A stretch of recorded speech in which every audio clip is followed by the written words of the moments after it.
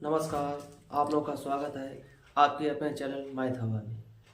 और उम्मीद है कि आप लोग बहुत अच्छे होंगे और इस ठंडी में बहुत अच्छी तरीके से पुलिस की तैयारी कर रहे होंगे।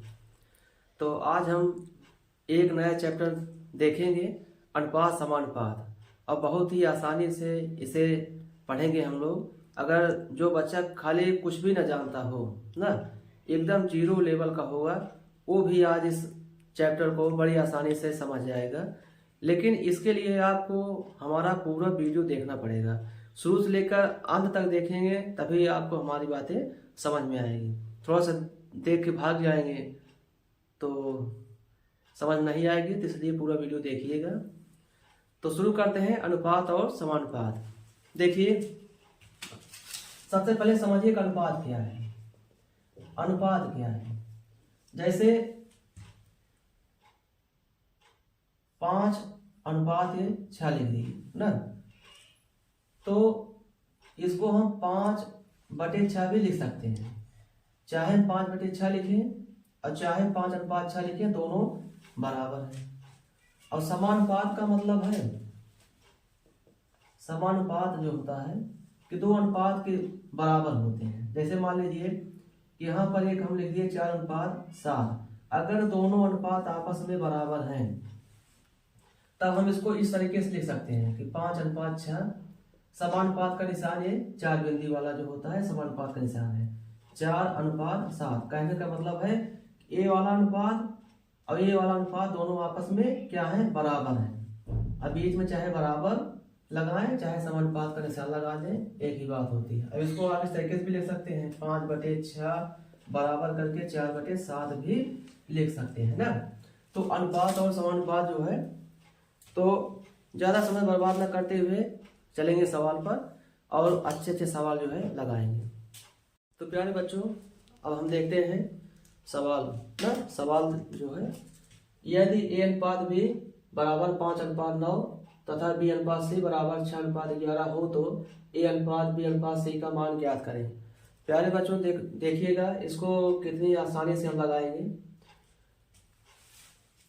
आप इतना तो लिख ही सकते हैं, A/B/C, इतना आप लिख सकते हैं। अगर आप इतना लिख सकते हैं तो सवाल आपको बिल्कुल आएगा।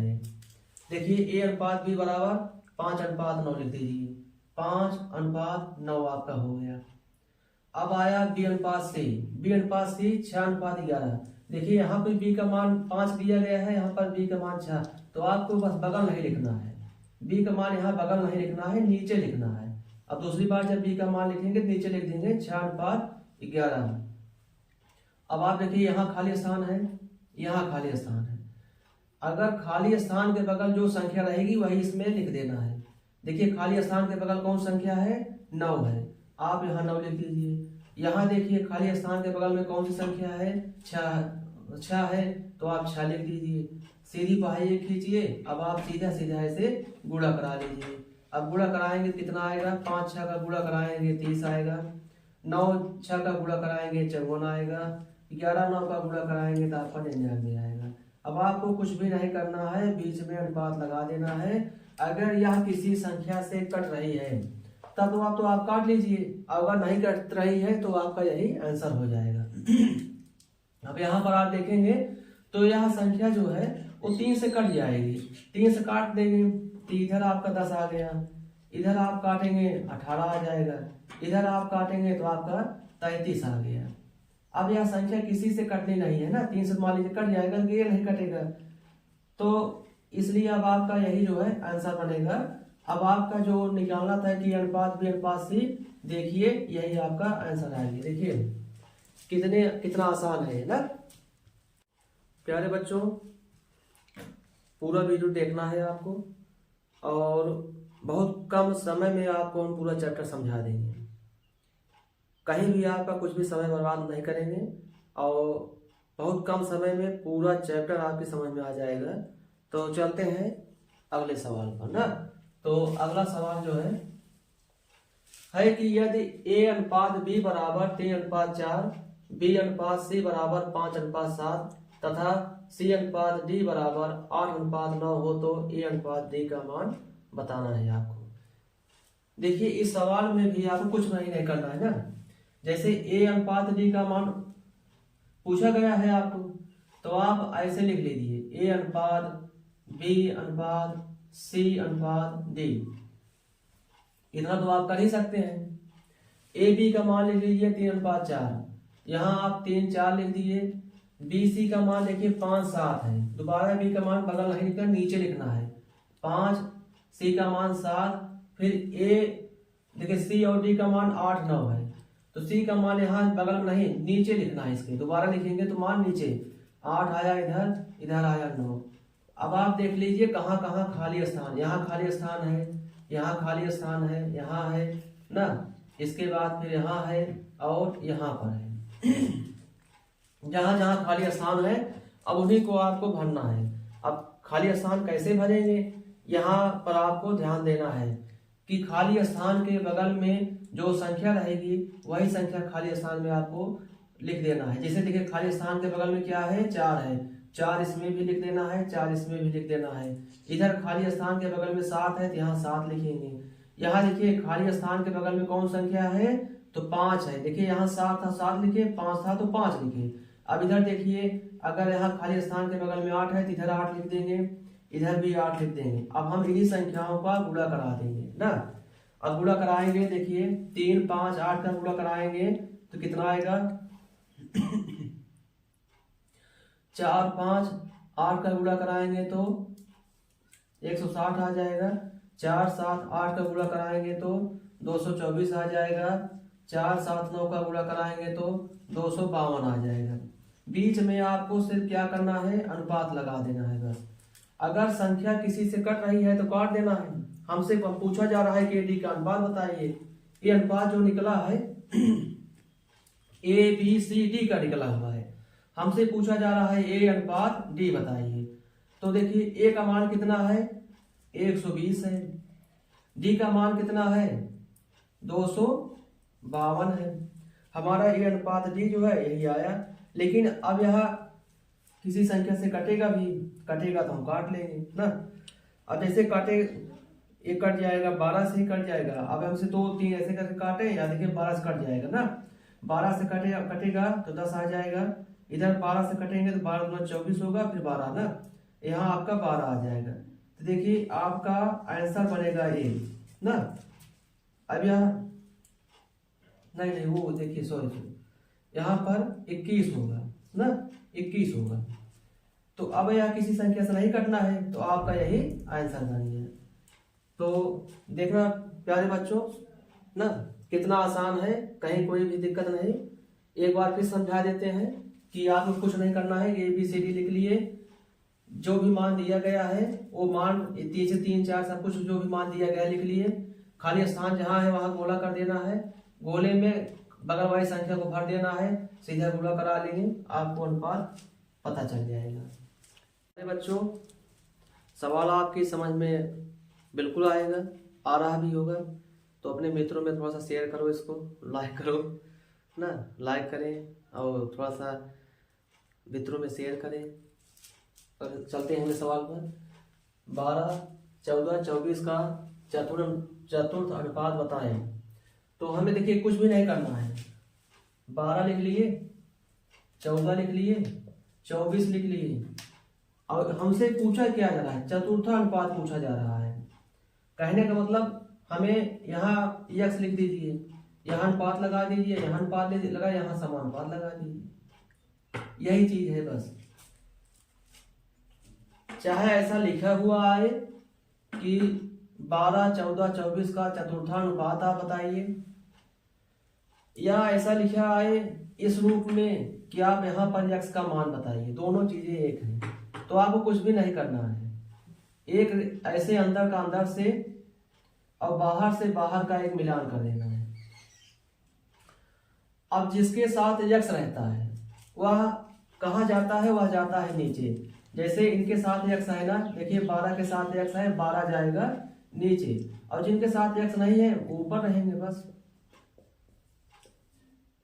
अंदर का संबंध अंदर से, बाहर का संबंध बाहर से, जिसके साथ x रहेगा वह जाएगा नीचे। इतना ही अगर आपको पता है तो सवाल आपका हल हो जाएगा।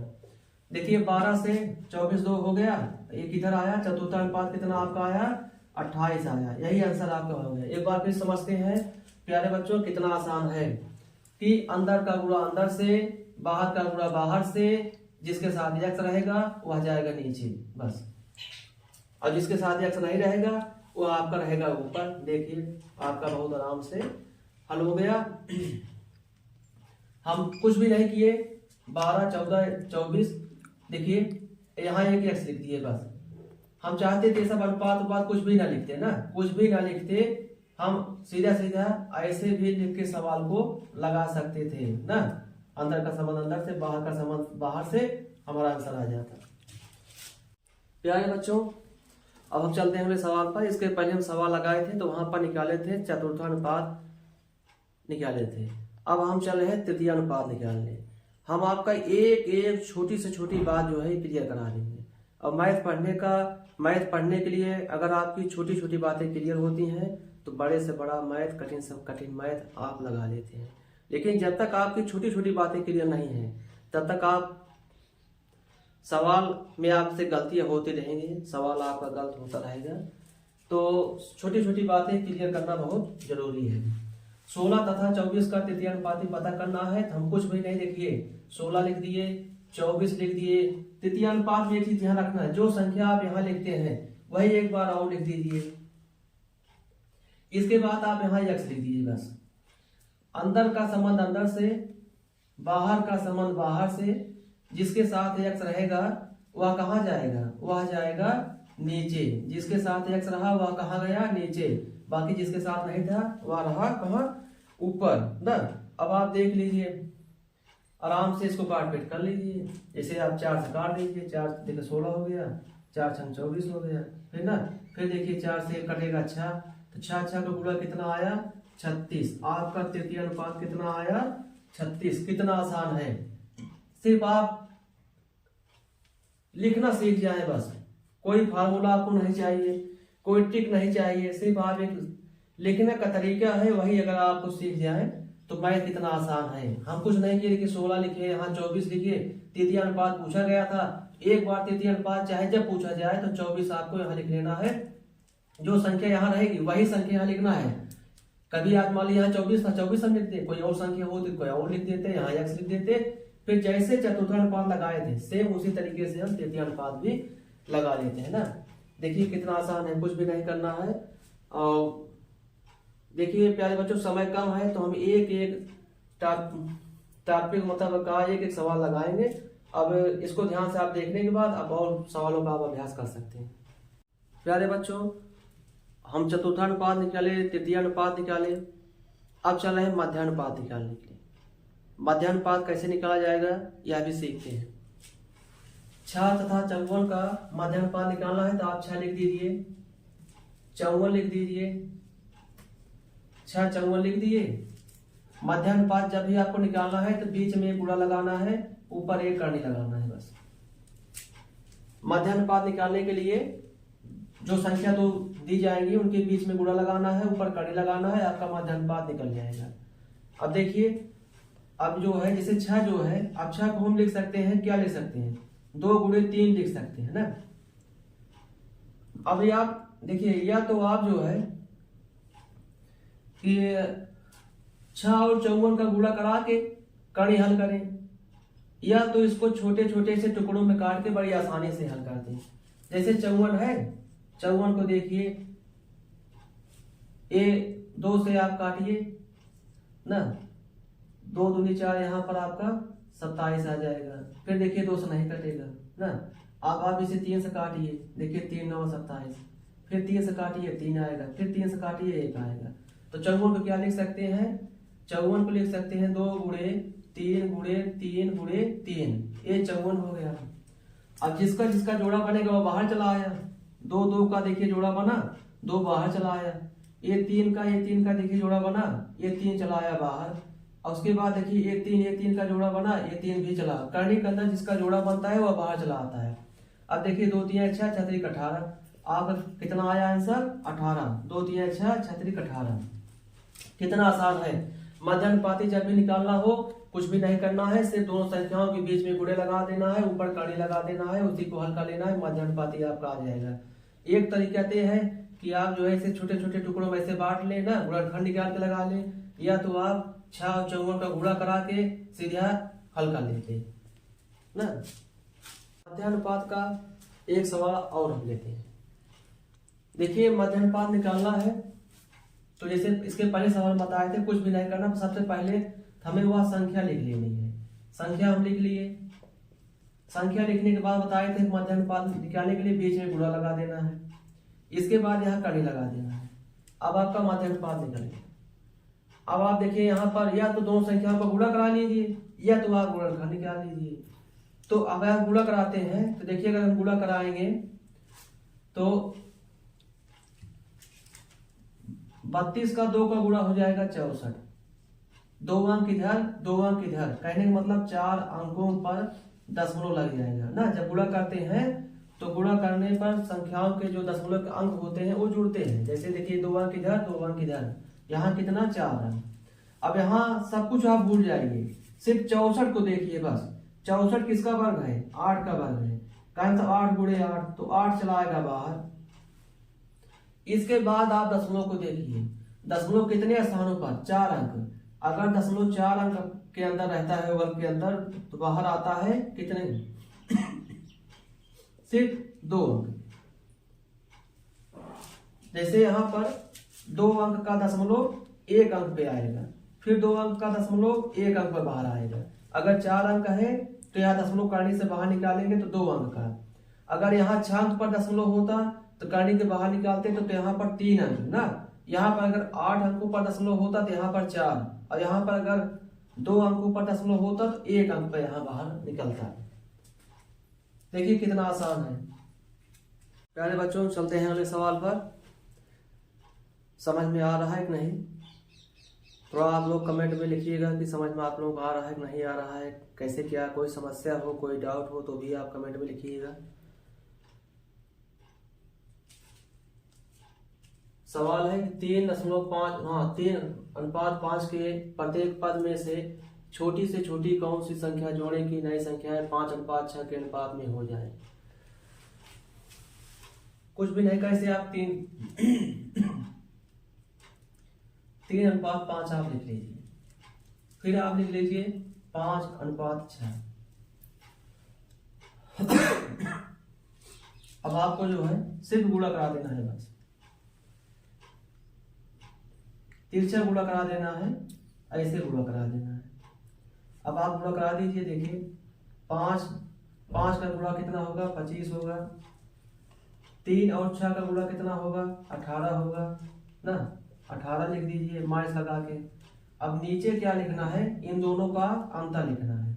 इन दोनों का क्या लिखना है? अंतर लिखना है। नीचे अंतर कितना आया? 1। अब आप देखिए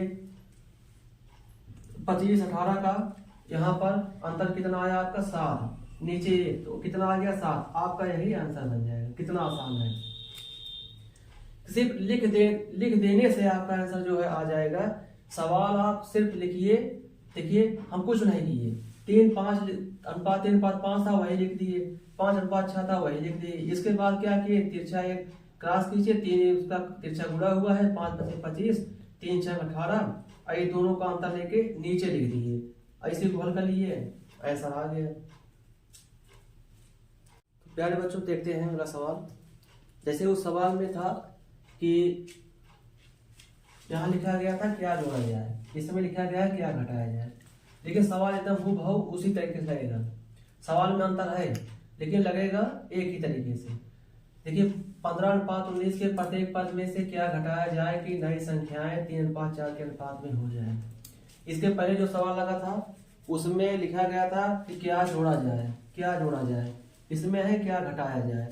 तो कुछ भी नहीं, सवाल वैसे सेम तरीके से 15:19 है तो 15 आप 19 लिख लीजिए।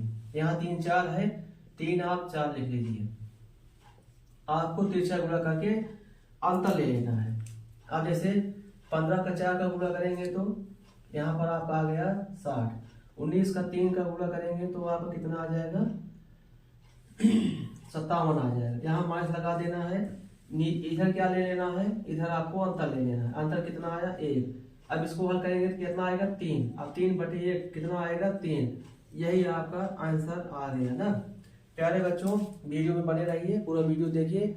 आज देखिएगा आपको अनुपात समानुपात कितना आसान आपके लिए हो जाएगा कि आप बात जो है अब आप भविष्य में जीवन में कभी भी इस चैप्टर को लेकर जो है आपके मन में कोई दुविधा नहीं रहेगी। तो चलते हैं अगले सवाल पर। अगला हमारा सवाल हमारा ये है कि दो संख्या 7:11 के अनुपात में है। इनमें से प्रत्येक में 7 जोड़ने पर इनका 2:3 हो जाता है, तो इनमें से छोटी संख्या क्या होगी। इसके पहले हम सवाल लगाते थे तो उससे थोड़ा सा हल्का सा अलग है। बस वहां पर रहता था क्या जोड़े क्या घटाएं, यहाँ दिया गया 7 जोड़ने पर। कुछ भी नहीं करना है, सवाल 7:11 लिख लीजिए। 7 जोड़ने की बात जो की जाए, 7 घटाने की बात की जाए, जो भी जोड़ने घटाने की बात की जाए उसे आप ऐसे बीच में लिख दीजिए। ये वाला अनुपात आप ऐसे नीचे लिख दीजिए। आप तिरछा गुणा करते थे, बिल्कुल आप तिरछा गुणा करें, लेकिन इसमें थोड़ा सा अंतर हो जाएगा कि तिरछा जो गुणा करेंगे वो उसमें ऊपर लिखते थे, इसमें कहाँ लिखेंगे नीचे लिखेंगे। जैसे 11 का गुणा किए 22 ना, इसमें 21 और यहाँ पर अंतर लेते थे। अंतर आया 1। अब 1 से 7 में गुणा कराए तो ऊपर लिखेंगे 7 ना। अब देखिए कितना आएगा 7/1 आएगा। आपका मेन वैल्यू निकल गया 7। अब छोटी संख्या कौन सी होगी, छोटी संख्या होगी 7 वाली ना।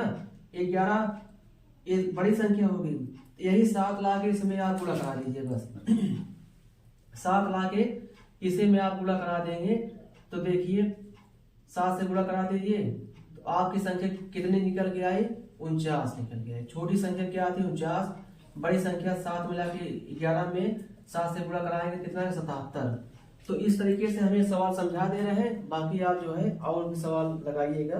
तो देखिए एक बार फिर समझा दे रहे हैं, कुछ भी नहीं करना था कि 7:11 लिख लीजिए, 7 बीच में लिख दीजिए, 2 3 नीचे लिख लीजिए। तिरछा गुणा करके इसके पहले सवाल में ऊपर लिखते थे, यहाँ पर नीचे लिख देना है बस। और उसके बाद यहाँ अंतर लेंगे, अंतर से इसमें गुणा करा के ऊपर लिख देना है।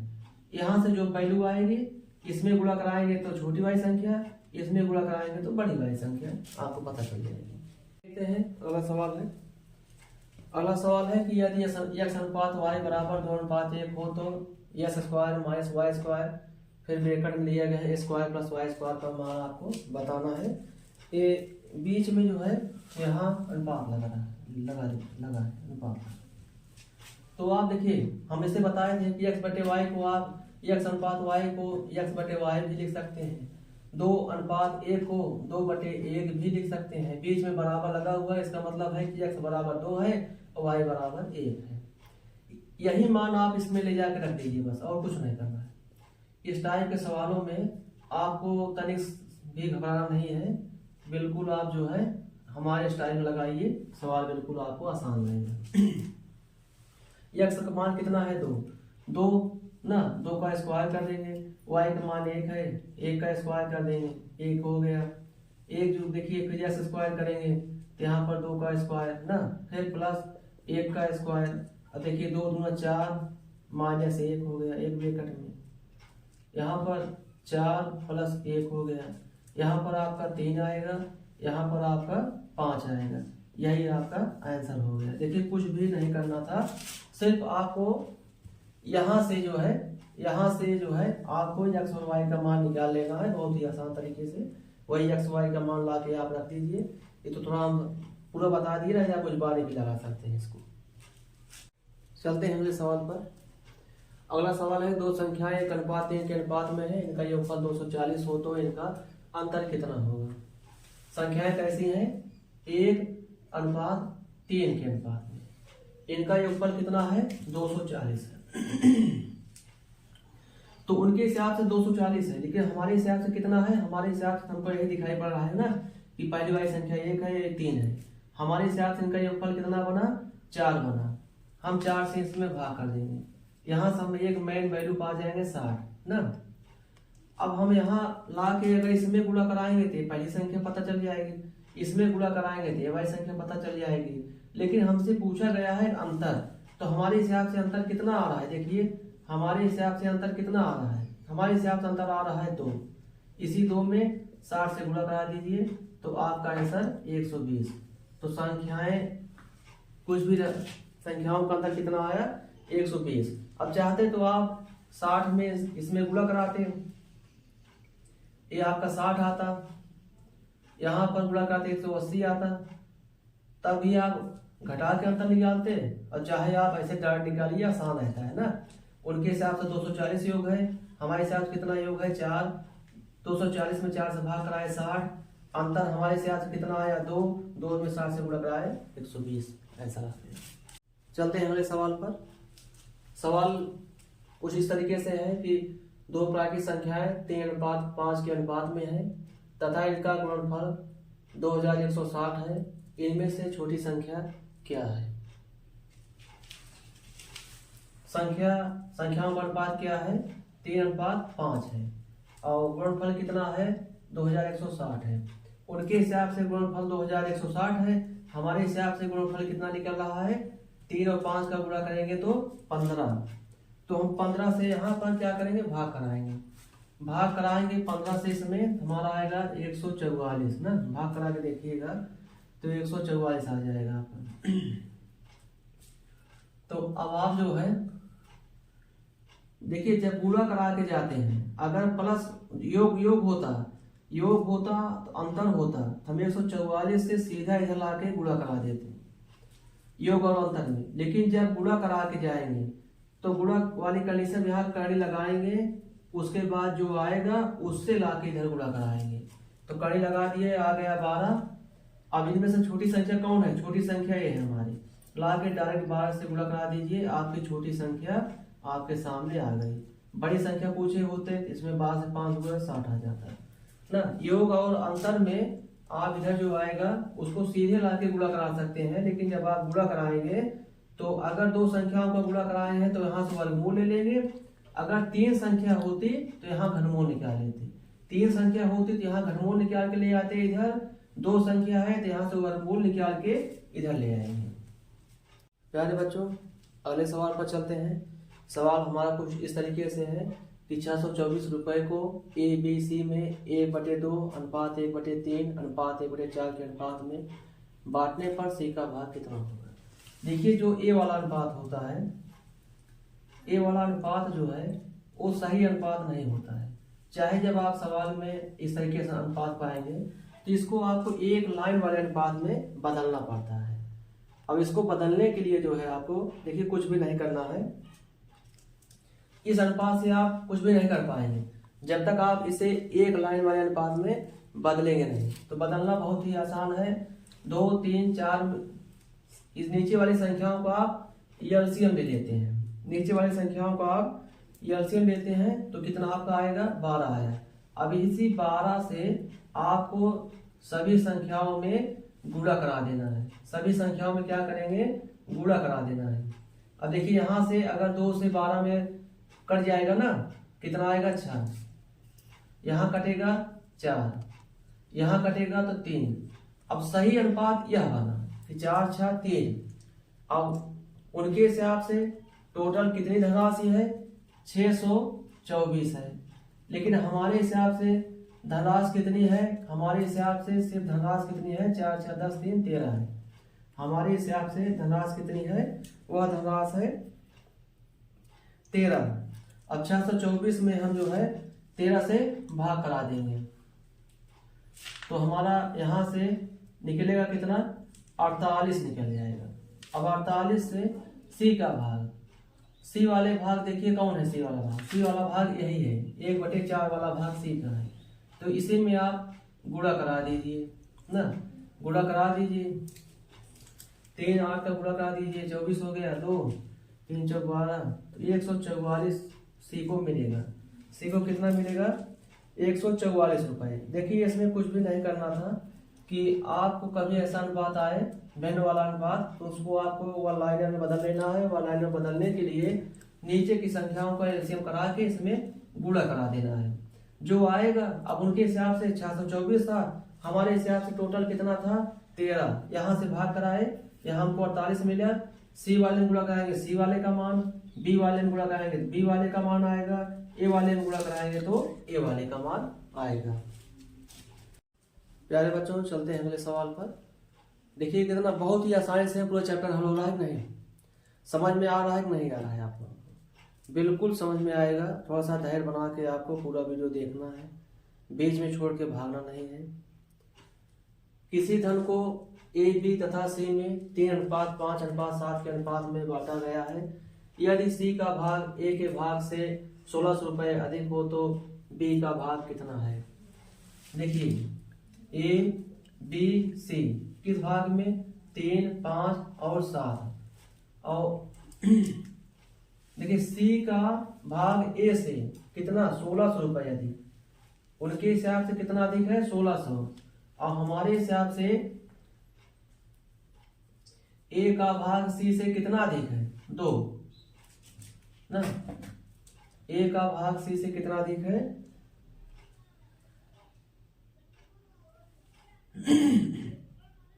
4 अधिक है। हमारे से देखिए 3 है, ये 4 है, ये 7 है, ये 3 है, ये 7 है, तो कितना अधिक हुआ, 4 अधिक हुआ। तो 4 से हम भाग करा देंगे, यहां से हमको मिल गया 400, एक मेन वैल्यू। अब पूछ रहा है बी का भाग कितना है। अगर बी का भाग पूछ रहा है तो बी वाले में आपको गुणा करा देना है, बी का मान कितना आ जाएगा, 2000। यही आपका आंसर। ए बी सी का अनुपात इतना, उनके हिसाब से 1600 अधिक था, सी का भाग ए से 1600 अधिक था, और हमारे हिसाब से कितना अधिक हुआ, 4। तो हम 4 से भाग करा दिए, उसके बाद इसमें गुणा करा के आंसर ले लिए। चलते हैं अगले सवाल पर। 2 बर्तन ए तथा बी में दूध और पानी के मिश्रण में क्रमशः 5:3 और 2:3 के अनुपात में है। इन मिश्रणों को किस अनुपात में मिलाया जाए कि नए मिश्रण में आधा दूध आधा पानी हो जाए? कहने मतलब 2 बर्तन है, दोनों बर्तन में दूध और पानी का मिश्रण है, और मिश्रण कैसा है, एक में 5:3 का है और एक में 2:3 का है। अब आपको जो है देखिए इसमें दूध और पानी, तो दूध वाला यही अनुपात है आपका, आप इसको ले लीजिए। फिर कहा जा रहा है कि एक तीसरा बर्तन है, इसमें मिलाया जाए तो आधा आधा हो जाए। कहने का मतलब है कि बराबर, हाँ आधा दूध आधा पानी का बराबर हो जाए, कहने मतलब 1:1 बन जाए, तभी तो बराबर होगा। जब 1:1 हो, 2 या 2:2 हो या 3:3 हो, तभी बराबर होगा। अब हम दूध सब जहां से दूध ले लेते हैं। देखिए 5 यहां से ले लीजिए, दूध हुआ, यहां से 2 ले लीजिए, और 5 दूध कितने में से हुआ, 8 में से 5 हुआ, नीचे 8 लगा देंगे। इस बर्तन में अगर दूध लेते हैं कितने, 5 में से 2, 5 में से 2। इस बर्तन से दूध लेते हैं तो 2 में से 1, 1/2। ये बात समझ में आई कि यहाँ दूध की मात्रा अगर लेंगे तो पूरा है 8, 8 में से कितना, 5 दूध है। पूरा है 5, 5 में से कितना दूध है, 2 दूध है। पूरा है कितना, 2, 2 में से कितना दूध है, 1। अब यहाँ पर ऐसे तिरछा जो है, क्रॉस जो है, आप मेथड लगा के हल कर लेंगे। अब देखिए 5/8 में से 1/2 आपको घटाना है, तो थोड़ा सा रफा करते हैं। 5/8 में से 1/2 आपको घटाना है, तो देखिए यहाँ आपका ये एलसीएम ले लेंगे तो कितना आएगा, 8 आ गया। तो 8 से इधर 5, इधर देखिए 4 आएगा, आपका इधर आ गया कितना, 1/8।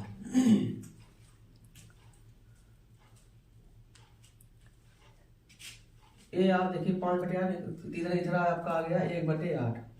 इधर फिर घटा लीजिए, 2/5 में से 1/2 घटाना है।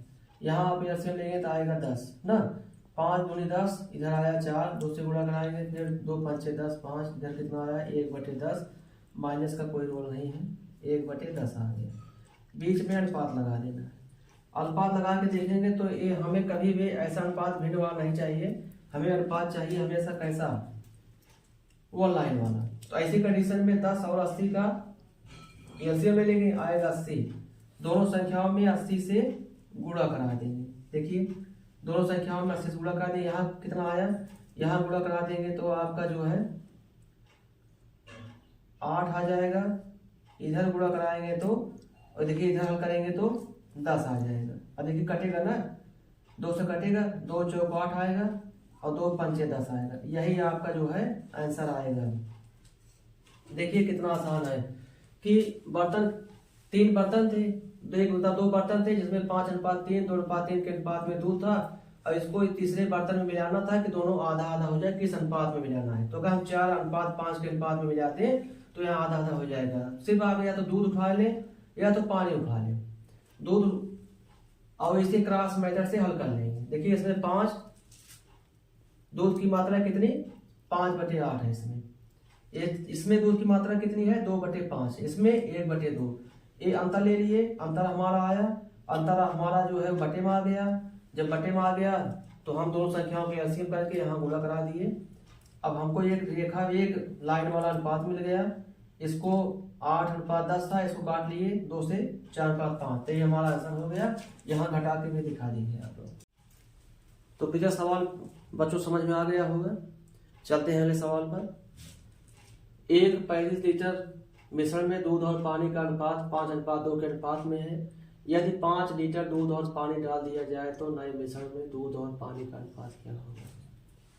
देखिए दूध और पानी का अनुपात जो यहाँ पर है, दूध और पानी का अनुपात जो आपका है वो 5:2 है। उनके हिसाब से पूरा कितना है 35 लीटर है, लेकिन हमारे हिसाब से कितना है, हमारे हिसाब से टोटल है 7। हम इसी 35 में उनके वाले पूरे से हम अपने वाले पूरे से भाग करेंगे, हमारा आएगा कितना 5 ना। उनके हिसाब से 35 था, लेकिन हमारे हिसाब से 7 था। यहाँ मिल गया। अब यहाँ से लाके इसमें गुणा कराएंगे। अब दूध वाले में गुणा कराएंगे तो दूध कितना आएगा हमारा 25 लीटर आएगा। ये 5 से इसमें गुणा कराएंगे तो कितना आएगा 10 लीटर। ये जो 25 मिला है यही 5 इसमें 5 मिला के गुणा कराए हैं। जो 10 मिला है यही 5 इसमें 2 मिला के गुणा कराए हैं, वही मिला है। अब कह रहे हैं कि नए मिश्रण में कि 5 लीटर दूध और डाल दिया जाता है। जो 25 लीटर है इसी में अगर 5 लीटर और डाल दिया जाए तो नए मिश्रण का अनुपात बताइए। अब दूध कितना बन जाएगा 30, पानी में कुछ मिलाया नहीं जा रहा है तो पानी उतना ही रहेगा। अब नए मिश्रण का अनुपात कितना होगा 3:1 होगा। यही आपका आंसर होगा। कितना आसान है। चलते हैं अगले सवाल पर। एक कार तथा एक रेल की गति क्रमशः 15:22 है। यदि रेल की गति कार की गति से 35 किलोमीटर पर अधिक हो तो कार की गति बताइए। देखिए आपका कार और रेल ये दोनों के बीच बताया गया है कि 15:22 इनकी क्या है गति है, और फिर बताया गया है कि अंतर बता दिए गए हैं। उनके हिसाब से अंतर कितना है 35, लेकिन हमारे हिसाब से अंतर कितना आया है, इसमें आया है 7 ना। तो देखिए 7 से यहाँ किए 5। अब हमसे पूछा जा रहा है कार की गति, यही 5 लाख इसमें गुणा करा दीजिए, आपका कार की गति आएगी 75 किलोमीटर प्रति घंटा। यही आपका आंसर होगा। चलते हैं अगले सवाल पर। तो देखिए किसी बक्से में 180 रुपए 180 रुपए 1 रुपए 50 पैसे और 25 पैसे के सिक्कों के रूप में रखे हुए हैं, जिनका अनुपात 2, 3, 4 है। 50 पैसे वाले सिक्कों की संख्या कितनी है। आप देखिए सवाल को लगाना है। सबसे पहले आप वही लिख लीजिए, जैसे 1 रुपए लिख लीजिए, 50 पैसे जो दिया जाएगा वही लिख लेना है बस, फिर 25 पैसे, फिर आप अनुपात लिख लीजिए 2, 3, 4। अब आपको कुछ नहीं करना है, इसी अनुपात में आपको सिर्फ x लगा देना है। x लगा दिए। अब आपको देखना है कि यहाँ पर जो 180 रुपए है यह संख्या दी गई है कि मूल्य दिया गया है। अगर इसमें रुपए लगा है तो यह मूल्य दिया गया है। अगर यहाँ पर मूल्य है तो हम भी मूल्य निकालेंगे, यहाँ पर अगर संख्या है तो हम भी संख्या निकालेंगे। इसके हम जो है टाइप में 2 सवाल आते हैं। एक टाइप के सवाल में यहाँ रुपए दिया रहता है, एक टाइप के सवाल में यहाँ संख्या दी जाती है। अगर रुपए दिया गया है तो आपको यहाँ पर मूल्य निकालना पड़ेगा, अगर संख्या दी गई है तो यहाँ पर संख्या निकालेंगे। यहाँ तक तो बिल्कुल आसान, कुछ भी नहीं। हम ऐसे लिख लिए, अनुपात लिख लिए, इसमें x लगा दिए बस। अगर मूल्य दिया गया है तो हम भी मूल्य निकालेंगे। देखिए हमारे हिसाब से ये 2 रुपए है। अगर 2 रुपए हमें बनाना है 1 रुपए से ना, तो हम 1 रुपए कि कितने सिक्के हमको चाहिए, 2 चाहिए ना। तो यहाँ पर जो है हम 2 रुपए के लिए जो है सिर्फ 1-1 रुपए का एक सिक्का जो है ना, 1-1 सिक्का लेंगे 2 बन जाएगा।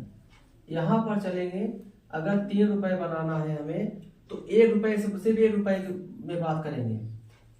यहाँ पर 1 रुपए बनाने के लिए हमें 1 सिक्का चाहिए बस। यहाँ पर 50 पैसे बनाने के लिए 2 सिक्का चाहिए। अगर 1 रुपए बनाना है 25 पैसे से तो 4 चाहिए। फिर से एक बार समझते हैं, 1 रुपए बनाने के लिए 1 रुपए का एक सिक्का चाहिए बस ना। अगर हमें 1 रुपए बनाना है 50 पैसे हैं हमारे पास तो हमको 2 सिक्के चाहिए। 1 रुपए बनाने के लिए 25 पैसे हमारे पास है तो हमको 4 चाहिए। इतना समझ में आ गया। फिर यहाँ प्लस लगा देंगे। अब हमारे हिसाब से मूल निकल गया है, हमारे हिसाब से मूल निकल गया, उनके हिसाब से मूल कितना 180। अब हमारा वाला मूल उनका वाला मूल बराबर हो गया। अब हम जो है इसी को हल करेंगे। देखिए अब यहाँ पर हम अगर भिन्न हो गई, 1 2 4 का एलसीएम लेते हैं कितना आएगा 4 आ जाएगा। इसमें भाग कराएंगे 4, यहाँ गुणा होगा 8x, यहाँ से भाग कराएंगे 2, ऊपर जाके 2 से गुणा होगा 6x, यहाँ से 4 4 कुछ काट ली जाएगा 4x। अब बराबर हो गया 180। अब इसको आपको जोड़ लेना है। देखिए कितना आएगा 18x, अब बराबर 180 गुणे 4। देखिए 4 से इसमें गुणा हो जाएगा, तिरछा गुणा होगा। अब आपका 18 से 18 इधर कट जाएगा, इधर आएगा 10, तो x बराबर कितना आपका आएगा 40। अब x 40 आ गया। अब आपसे पूछ रहे हैं कि सिक्कों 50 पैसे के सिक्कों की संख्या कितनी है। तो यहाँ पर सिक्कों की संख्या जो है 50 पैसों की वो है 4x। पूरा कितना, ये तो पूरा मूल हो गया। अगर हम पूरा इसको ले लेंगे तो मूल निकलेगा ये। तो नहीं सॉरी 50 पैसे के सिक्कों की संख्या ये है। तो 50 पैसे के सिक्कों की संख्या जो है यहाँ पर है 3x। तो x का मान आया ही हुआ है, तो 3 गुणे 40 रख देंगे तो आंसर कितना आ जाएगा 120 आ गया। देखिए एक बार फिर से देख लेते हैं, कुछ भी नहीं करना था। यहाँ पर इतना ध्यान रखना है आपको, सबसे पहले कुछ भी नहीं, सबसे पहले आप 1 रुपए 50 पैसे 25 पैसे जो भी दिया गया हो आप लिख लीजिए। नीचे जो अनुपात दिया गया हो अनुपात आप लिख लीजिए, उसमें सब में x लगा दीजिए। फिर आपको देखना है कि हम मूल दिया गया रुपए दिया गया है, मतलब संख्या दी गई है कि मूल दिया गया है। अगर मूल दिया गया है तो आप भी मूल निकाल लीजिए। जैसे जो हम निकाले हैं ये सब मूल है। अब हमारा मूल बराबर उनका मूल, यहाँ से हम x का मान निकालेंगे। x का मान निकालेंगे तो 50 पैसे में देखिए 3x जो है यहाँ पर संख्या है, अब पूरा ये क्या है मूल है। तो हमको मूल नहीं निकालना है, हमको संख्या निकालनी है। तो ऊपर हम 3x लिए बस, उसी मान रख दिए, हमारा 120 आंसर आ गया। और यहाँ पर 1 2 4 सिर्फ 1 रुपए को मान कर चलना है। 1 रुपए बनाने के लिए 1 रुपए का एक सिक्का, 1 रुपए अगर 50 पैसे 1 रुपए बनाना है तो 2 सिक्के चाहिए। अगर 25 पैसे से 1 रुपए बनाना हो 4 सिक्के चाहिए। देखिए कितना आसान है। तो चलते हैं अगले सवाल पर। देखिए सवाल अगर आप पढ़ेंगे तो हूबहू जो पिछला सवाल लगाए थे आपको ये निगाह में लगेगा कि वही सवाल है, उसी तरीके से लगेगा। लेकिन आप ये भूल मत करिएगा, अगर इस सवाल को आप उसी तरीके से लगाएंगे तो सवाल आपका गलत होगा। सवाल देखने में सेम है लेकिन वो सवाल अलग था, ये सवाल अलग है। कैसे अलग है यह हम आपको बता रहे हैं। सवाल है 50 पैसे 25 पैसे और 10 पैसे के कुल 480 सिक्के हैं, उनका मूल 5:3:1 के अनुपात में है। तो 50 पैसे के सिक्कों की संख्या आपको बतानी है। सबसे पहले हम जो रुपए दिए रहते हैं उनको ऊपर लिख लीजिए। 50 पैसे हैं ना, फिर 25 पैसे, फिर आपके 10 पैसे। अनुपात लिख लीजिए 5:3:1, यह सब जो है आपका अनुपात हो गया। अब आपको ध्यान देना है, पिछले सवाल में यहाँ रुपए लिखा था ना, लेकिन यहाँ पर अब क्या है 480 सिक्के दिया गया है। पिछले सवाल में मूल्य दिया गया था, इस सवाल में आपके पास जो है सिक्के दिया गया है। तो अगर सिक्के दिया गया है, संख्या दी गई है, तो हम यहाँ संख्या निकालेंगे। अगर मूल्य दिया जाता है तो यहाँ से हम मूल्य निकालेंगे। तो हम संख्या निकाल लेते हैं ना। संख्या कैसे निकालेंगे कि अगर हमें 50, सबसे पहले आप यहाँ पर x लगा दीजिए ना, सम में x लगा।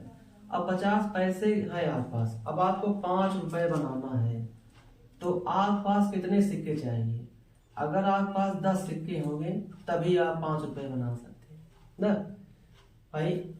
50 पैसे आपके पास है, 5 रुपए बनाना है, तो 10 सिक्कों की आवश्यकता पड़ेगी ना। सिक्कों की संख्या कितनी आएगी? 10। 10 सिक्के रहेंगे तभी आप 5 रुपए बना पाएंगे। 25 पैसे, 3 रुपए बनाना है आपको। अब 1 रुपए बनाने में आपको 4 सिक्के चाहिए, तो 3 रुपए बनाने में कितने सिक्के चाहिए? 12 सिक्के चाहिए। 10 पैसे, 1 रुपए बनाना है, आपको 10 चाहिए ना। अब हमारे हिसाब से सिक्कों की संख्या आ गई, उनके हिसाब से सिक्के कितने थे? 480 थे, तो हमारे हिसाब से सिक्के कितने हैं? इतने हैं। हमारा और उनका बराबर हुआ। अब हम इसको जोड़ लेते हैं ना, 20 और इधर आप जोड़ लीजिए, जो है आपका आ गया 32, x बराबर आपका 480। अब x जो है यहाँ पर आप मान निकाल लीजिए। अब 480 और 32 यहाँ पर आप भाग कराएंगे तो 32 1 ना, तो आप यहाँ पर आ जाएगा x का मान आएगा 15 ना, 15 आ जाएगा। अब आपसे पूछा गया है कि 50 पैसे के सिक्के की संख्या कितनी है? 10x। तो यही आप 10x जो है यही है 50 पैसे के सिक्कों की संख्या है ना। 50 पैसे सिक्कों की संख्या कितनी है? 10x है। इसे में आप मान रख दीजिए, तो आपका आंसर कितना आ जाएगा? 150। यही आपका आंसर है। एक बार फिर समझ लीजिए। सबसे पहले आप पैसे ऐसे लिख लेंगे, अनुपात लिख लेंगे, x लगा लेंगे। अगर मूल दिया गया है तो पीछे सवाल में मूल निकाले हैं, उसे किस मूल निकाल लेना है। अगर संख्या दी गई है तो संख्या इसमें बता दे रहे हैं।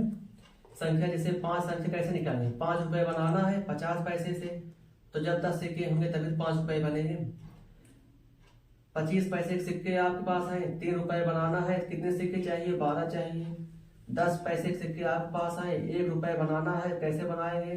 10 सिक्के होंगे तब। उनके से आप संख्या दी गई है 480, हमने अपनी संख्या निकाल ली, हमारा उनका बराबर हो गया। यहाँ से x का मान आएगा। अब x का मान 50 पैसे का निकालना हो तो इसमें रख दीजिए, 25 पैसे का निकालना हो तो इसमें रख दीजिए, 10 पैसे का निकालना हो तो इसमें रख दीजिए।